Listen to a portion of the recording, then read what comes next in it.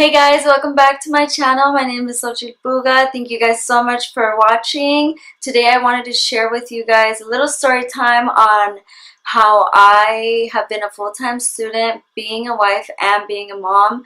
I get a lot of questions when I post on Instagram about me going to school, and I get a lot of moms in particular asking me how I do it, how can I be a full-time student and be a mommy of two. So I just wanted to basically share my story just because I want other women to identify with me, to be able to feel like, okay, she did it, I can do it too, because truly you can. And I feel like anybody, we can all do whatever we set ourselves out to do. We just have to make sure that we set ourselves up for success, and that's basically why I want to share my story with you, because I just want to be real, I want to be raw, I want to be honest. So as I got older, I just felt this hunger and this yearning to better myself, to become everything that I've always wanted to be a well-rounded person. And also I wanted to be an example to my siblings. I'm the oldest of 5, and I wanted to be a good role model and just an example to my children. So as I got older, I just felt like if I don't go back to school now, when am I going to go back? Like, time is just passing by and I'm not accomplishing my goals. And thank you to my husband, who has always been such a motivator, always motivated to keep going to school and just to keep accomplishing my dreams. So thank you, babe. Anyway, yeah, he motivated me and I signed up. I was petrified. I did not know what to do, and one of the reasons why I stopped going to community college was because I just felt like me graduating was so far away. I felt that way because I was not good at math, you guys, and when I transferred over from high school to my junior college, my math grades were so low and I tested into like one of the lowest maths. Usually people are at junior college for 2 years and then they transfer over to whatever university they're going to go for another 2 years and then they get their BA. Well, I was like, I'm just going to spend my entire like junior college career just going to math classes, and I didn't want to do that, and I honestly felt like I couldn't. I felt like I wasn't smart enough, like my brain just didn't retain mathematical formulas and information. I went back to school. I talked to a counselor. He said, you know what, I was in the same position that you were, and another counselor helped me. I'm gonna bump you up to 1 math, because I had already taken another math, and so he bumped me up to the math that I needed before statistics. And he said, you're gonna have to really work hard. If you don't pass this class, you're not gonna be able to teach statistics. And mind you, it was a summer class, which means it's more condensed, meaning it's more work and it's more intense. But I said, it doesn't matter, I'm gonna do it. And I don't remember if it was 4 or 6 weeks of the math class, but man, I remember sitting there and feeling so silly and so dumb because everybody else seemed to get the hang of it except for me. So the professor always advises, if we were not getting the material, to go to the tutoring center. And that's exactly what I did. Every time after class, I would go, I think 2 to 3 hours to the tutoring center just so that they could help me get the hang of what I was doing. I ended up doing 50 hours of just tutoring, and plus the math class itself. I ended up getting an A in that class, and I just felt so empowered. I felt like I could do anything that I set my mind to, because math was always like the thorn on my side, telling me you're not smart enough, you're not good enough, you're not going to be able to graduate, all of these things. And so when I accomplished that, I felt like, okay, I got this. And then we went on to statistics. I was able to get through that as well. And at that time, so I graduated. So I went back to school when I was pregnant with Kalani. I remember I was throwing up. I let the professors know, hey, I'm pregnant, like I'm having a really hard time, a really hard first trimester. I was throwing up all over the place. They allowed me to sit in the back, and they knew that if I got out of class was because I needed to throw up. So I did that a couple of times. Some of my classmates knew, and you know, I didn't feel uncomfortable. I kind of just felt like this is where I am right now. I remember those times, you know, where I still kept going even though I was having such a hard time in my pregnancy. I still kept going. And then I ended up graduating junior college when I was already pregnant with Ezra. I remember just having this internal debate on whether I should continue going to school. I was already pregnant with Ezra at the time, and when school started, I would be 7 months pregnant. So I emailed one of the faculty members and I asked her, like, you know, what is your opinion? What should I do? I've never been to a university before. I don't know if this is wise for me to do. The baby's going to be born in November, towards the end of the semester. I don't know what your policies are. Just all of these things. And I love that she left it up to me. She said, it's up to you whether you want to come. I'm never going to discourage you from not coming. It was my decision. Her answer was so uplifting to me because she didn't say no. So I just decided, you know what, I'm going to go. Like, who cares if I'm pregnant? I want this really bad. And I'll have at least one semester under my belt before Ezra is born. I attended the fall of 2016. I was 7 months pregnant. I remember walking around and everybody staring at me, and at first I felt uncomfortable. Like, that was just the first day, and then after we did introductions, because in a lot of my communications class you have to speak a lot. And so after I did the introductions, I felt so applauded by so many people. People telling me, wow, you're married and you're 7 months pregnant with your second son. Like, you go, girl. So you think that you are not going to get support or that people are going to look down on you. And my experience hasn't really been that way. If anything, people have applauded that I am pursuing an education. So I just felt motivated. I gave birth to Ezra in November. All of my professors knew when my due date was. I had Ezra, took a week and a half off because I had another C-section, and then I went back. I finished the last 3 weeks of school, including finals. I would nurse Ezra in between my breaks. I would go home. I scheduled my classes on purpose so that I would have breaks in between. So this was my school schedule during the fall. I would drive to school. It was like a 20-minute drive. Then I would leave my kids with at my mom's house, drive to school, which was like a 5-minute drive, go to school, and then during my breaks I would come home to my mom's house to nurse Ezra and then go back to my next class. And I mean, it was really, those last 3 weeks were really tough, so I decided to take the next semester off. My priority is always going to be my family first. And I wanted to nurse Ezra. I wanted to enjoy the first months because school will always be there, but your babies are never going to stay that young forever. It wasn't a hard decision for me. I just said I'll just resume again the following semester. And that's exactly what I did. I took the spring off. I enjoyed my babies. I don't regret it. It was a nice break for me. And then I went back the following fall. The boys were already older.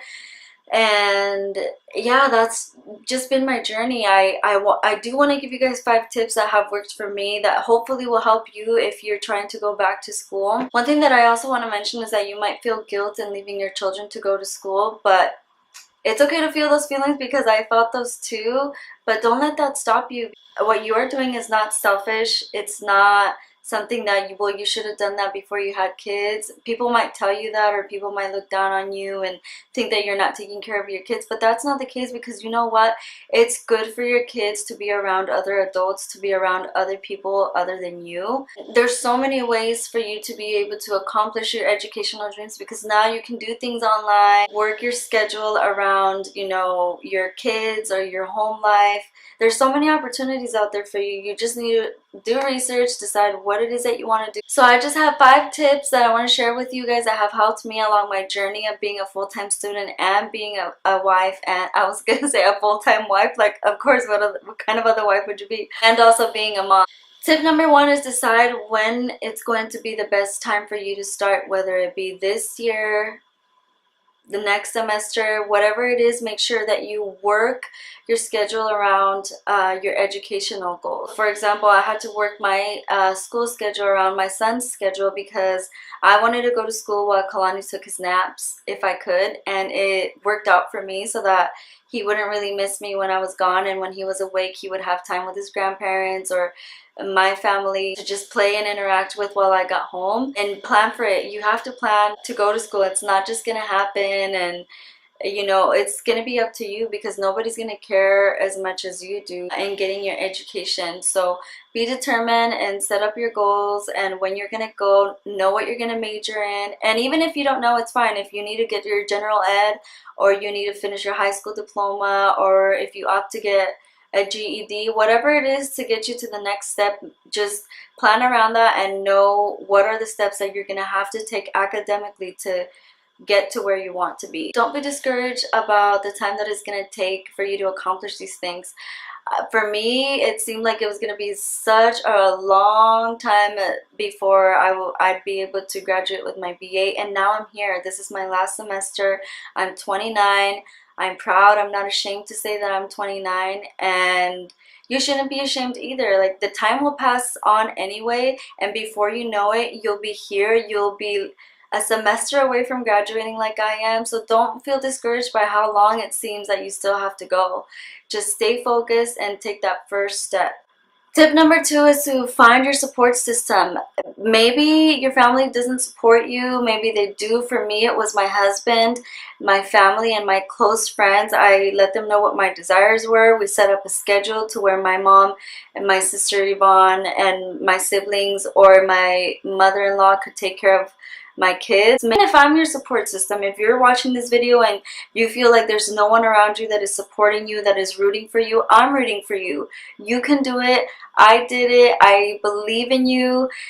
You be your own support system. Sometimes I had to be my own support system because people are not always going to be there like, yeah, you're doing a good job, keep going, like, look at how far you've come.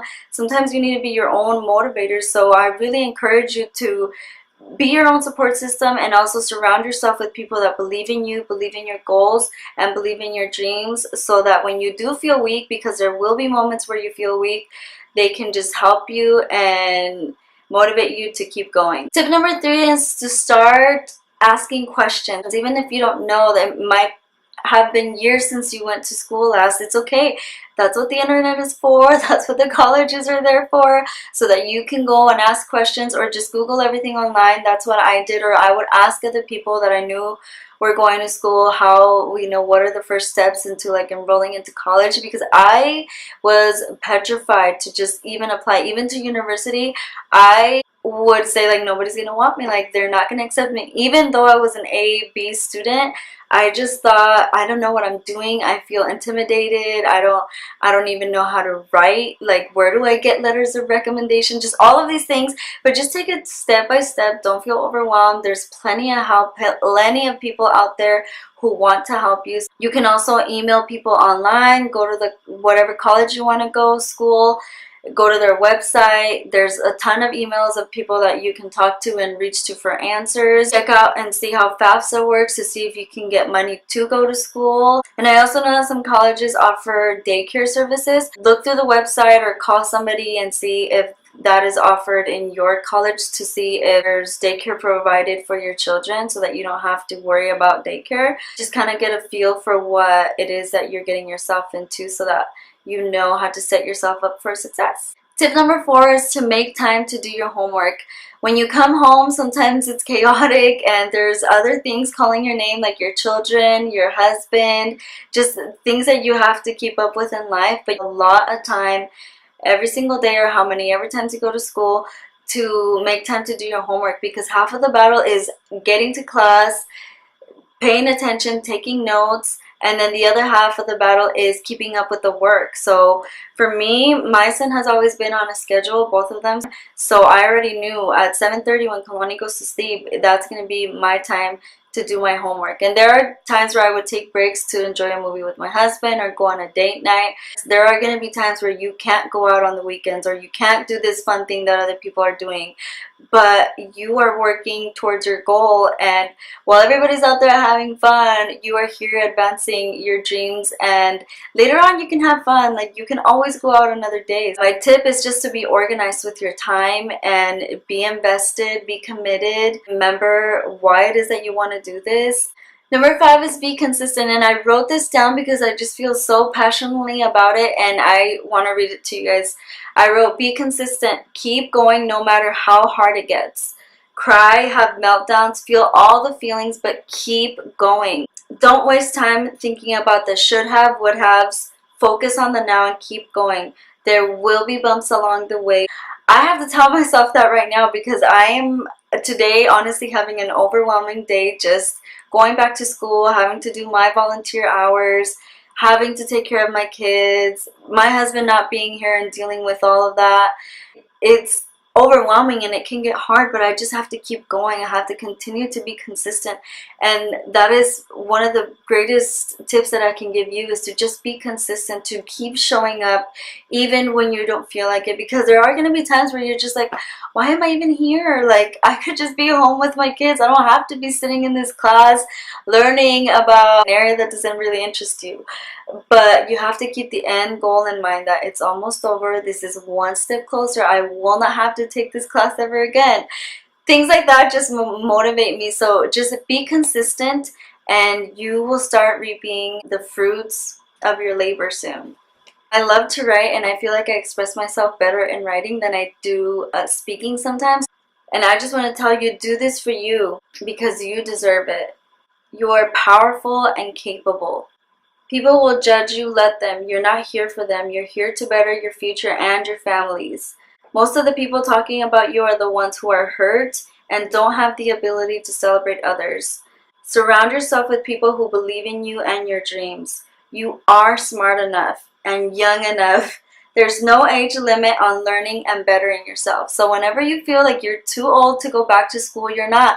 Most of the people won't even know your age unless you're like 50 or something, which still, it doesn't matter. I have some 40, 50-year-olds in my classes and I admire them. Don't let your age define you. Don't let your age put like a cap on you. Don't let how many kids you have or the fact that you're married or whatever it is. Don't limit yourself by the things that you are, because those, having a family, having a husband, those are accomplishments in itself. Like, don't compare the order of your life to somebody else. When I started the university, was like, God, please allow me, give me the ability, the determination to finish my BA before I turn 30. And that's exactly what I'm doing. When I graduate, it'll be the end of December, and then the following year in 2019 I'll turn 30. So I'll have completed and met my goals. So I know that if I can do it, you can do it as well. I am here for you. I'm here to help you. I'm here to motivate you. If you have any questions or just want to share your stories or your struggles with me, please feel free to do so. I would love to listen or to be there for you. You can comment down below in the description box, or you can DM me on my Instagram or email me as well, and we can connect that way. If you like this video or anything that I said in this video, please click that like button, share it with somebody else. If you want to keep watching more videos, then please hit that subscribe button. Thank you guys so much for watching and for supporting me, and thank you for coming on this journey with me. And I'm so excited to just share all of my experiences with you, and I hope that they can help you out or entertain you in any way possible. Thank you so much for watching this video, and I'll see you guys on the next one. Bye!